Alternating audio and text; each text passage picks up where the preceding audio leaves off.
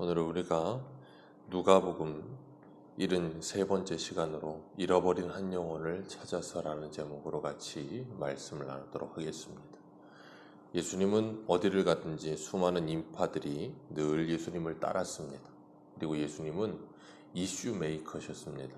예수님께서 일부러 그러신 것은 아니지만 이 땅에 잘못되어진 것들을 다 원상복구시키시며 잘못되어진 해석들을 다시 바로잡으시며 그들이 오해하고 있는 것들을 이해하게 하기 위하여 그들의 잘못된 것들을 다 다시금 바로 세우는 일을 하셨어요.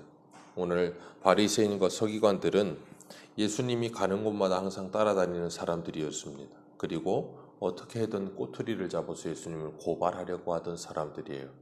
오늘 본문에 이 1절 말씀에 보면 모든 세리와 죄인들이 말씀을 들으러 가까이 나오니 그랬습니다. 세리와 죄인들이 말씀을 들으러 와요. 바리새인과 서기관도 예수님의 말씀을 들으러 옵니다.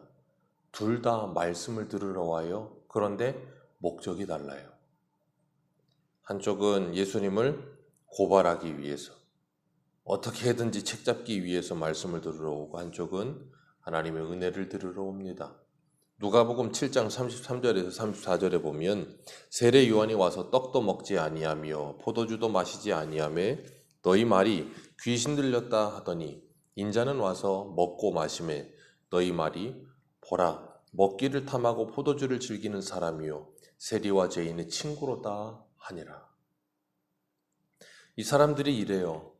세례 요한이 이렇게 하면 이렇다고 또 뭐라 그러고 예수님이 저렇게 하면 또 저렇게 한다고 또 뭐라 그러고 이래도 뭐라 그러고 저래도 뭐라 그러고 이런 사람들은 절대 은혜를 받을 수가 없어요. 은혜를 받을 수도 없고 받아서도 안 돼요. 받아서도 안 되는 건 아니지만 은혜를 좀 받아야 되는데 받을 수가 없어요. 왜냐하면 받을 생각을 하지 않아요.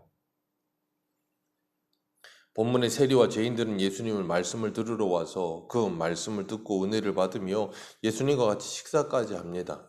그 모습을 보고 서기관과 바리새인들이 또 트집을 잡죠. 어떻게 죄인들과 함께 식사할 수 있느냐? 그 말은 뭔가 하면 왜 우리는 식사 안 하고 죄인들만 식사하느냐?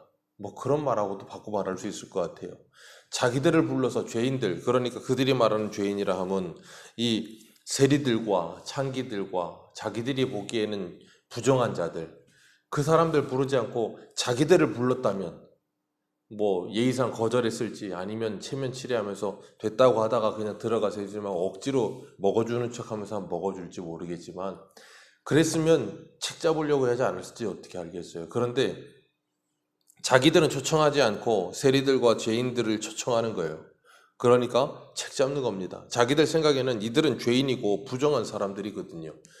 같이 식사를 하려면 적어도 부정한 사람, 죄인들 말고 의인들, 그러니까 자기들처럼 율법을 잘 지키고 하나님 보시기에도 구원받을 만한 사람들, 그런 사람들을 불러서 같이 식사를 해야지 어떻게 이 죄인들, 부정한 자들, 구원받을 만한 자격이 없는 이 사람들을 부르느냐.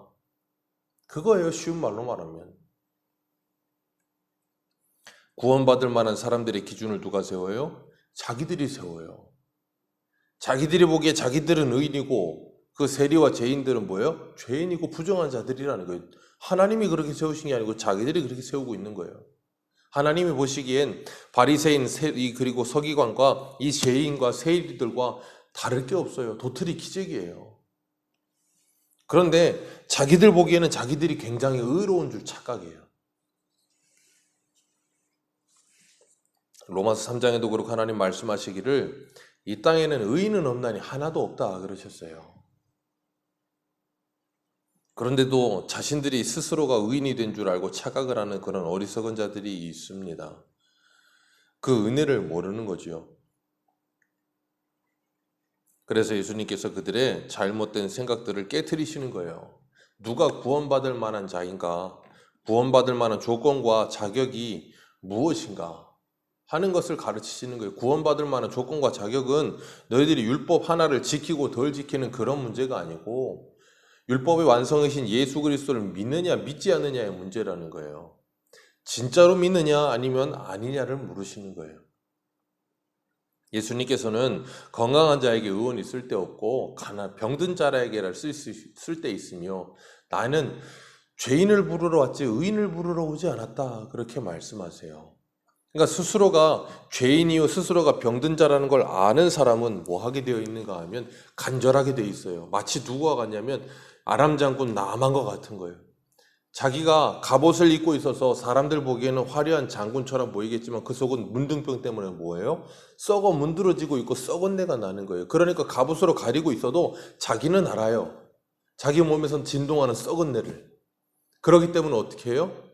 그 자기 집에 일하는 계집 여자의 하나가 저 이스라엘에 가면 하나님의 선지자가 그걸 고칠 수 있다는 말을 듣고 뭐예요?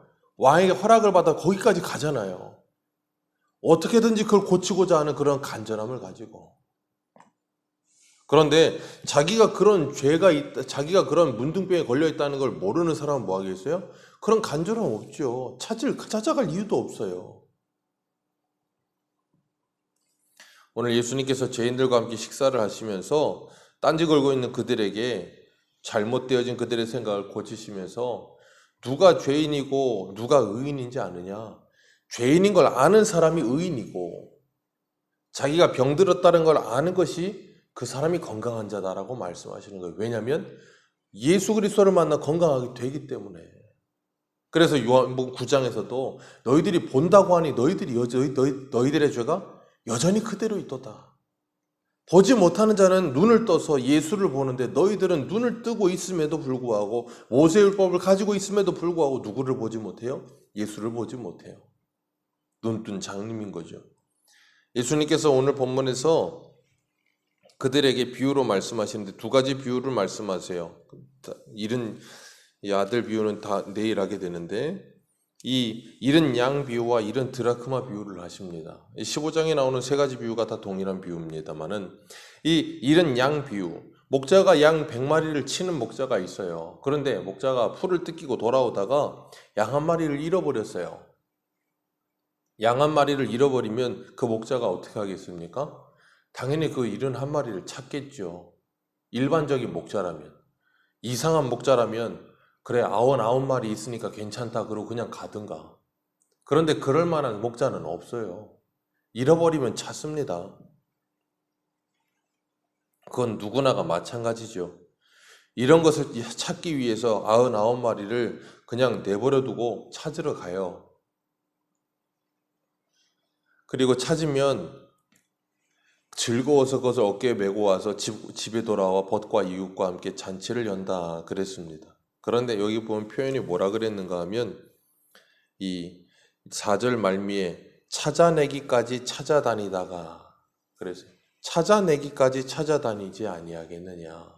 언제까지 찾는다는 거예요? 찾을 때까지 찾는다는 거예요. 전에 심사모가 한번 아이들을 데리고 그 집 옆에 우미린 아파트 놀이터에 놀러 갔다가 주한이를 잠깐 잃어버린 적이 있어요.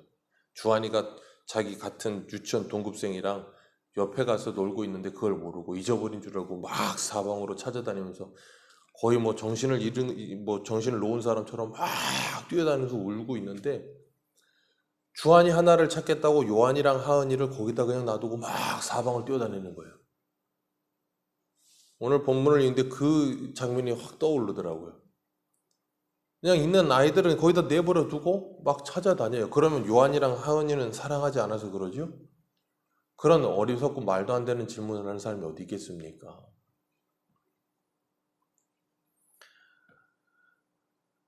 이 비유에서 중요한 것은 뭐가 중요한가 하면 이 목자가 그 양을 찾을 때까지 찾는다는 거예요. 거기에 포인트가 있어요. 그리고 그 다음에 잃은 드라크마 비유가 나와요. 드라크마 비유, 동전 잃어버리면 동전이 발이 달려서 스스로 주인 찾아오지 않습니다. 주인이 그 동전이 찾아질 때까지 불을 켜고 이리저리 쓸면서 찾아요. 그리고 결국은 찾아내면 뭐예요? 기뻐하여서 잃은 양을 찾은 것과 동일하게 여기 보니까 9절 말씀에 벗과 이웃을 불러다가 잔치를 한다. 기뻐하지 않겠느냐. 잃은 양도 잃은 양이 목자를 찾는 경우는 없어요.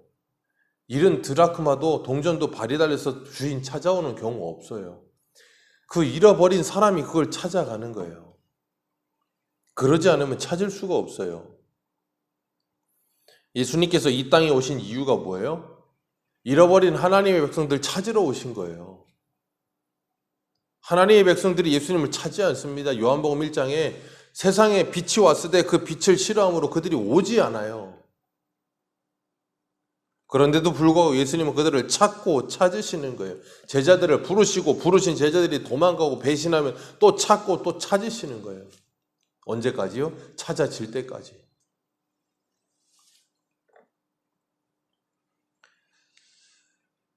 바리새인과 서기관들이 뭐라고 하든지 말든지 상관하지 않습니다.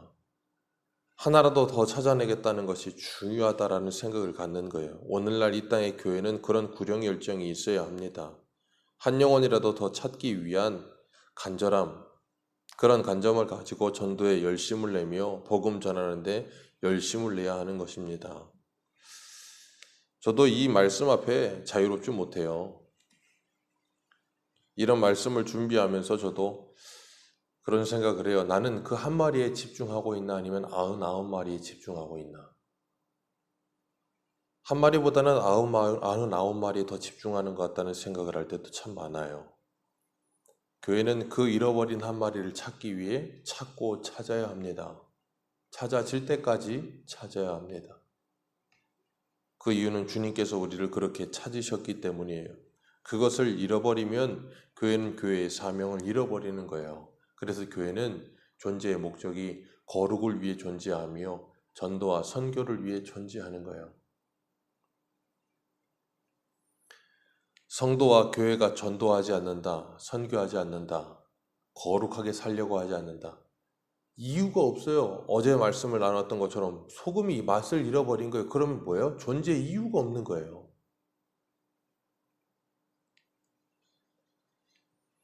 그렇기 때문에 우리가 하나님의 말씀을 가지고 그 말씀을 우리들이 정말 자랑하며 전하는 일, 그 일을 정말 최선을 다하고 있는가? 좀 전에 말씀드린 것처럼 전도와 선교, 많은 사람들이 선교하는 일에 굉장히 집중을 많이 하는데 전도하는 일에는 집중을 잘 안 해요.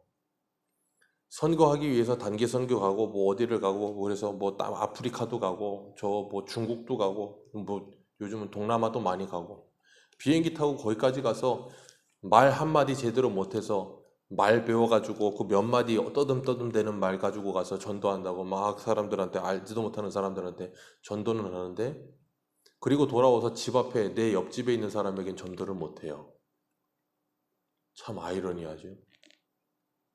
저 비행기 타고 저 나라 가서는 전도를 하는데 말도 다른 나라에서 그냥 몇 마디 외운 거 가지고 전도는 하는데 내 옆집 사람을 전도를 못해요.